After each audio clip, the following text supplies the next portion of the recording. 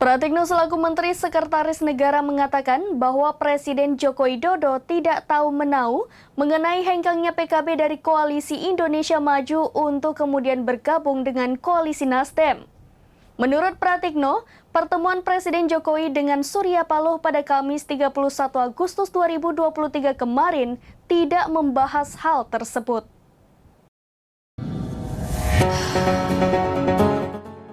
Pratikno selaku Menteri Sekretaris Negara mengatakan Presiden Joko Widodo atau Jokowi tidak tahu menau mengenai hengkangnya PKB dari Koalisi Indonesia Maju untuk kemudian merapat ke Koalisi Nasdem.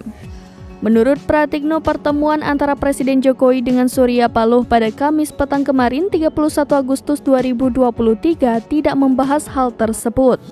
Presiden Jokowi, kata Pratikno, baru mengetahui rencana PKB berkoalisi dengan Nasdem usai pertemuan dengan Surya Paloh.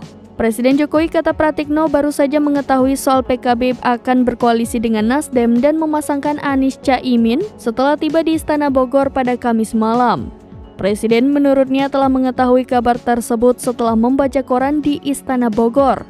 Pratikno juga membantah bahwa Presiden ikut mengatur koalisi partai di Pilpres 2024.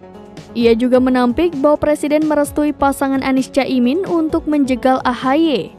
Sebelumnya isu hengkangnya PKB dari Koalisi Indonesia Maju untuk kemudian merapat ke Koalisi Nasdem berhembus usai Ketua Umum Nasdem Surya Paloh menemui Presiden Jokowi di Istana Kepresidenan Jakarta pada Kamis petang 31 Agustus 2023.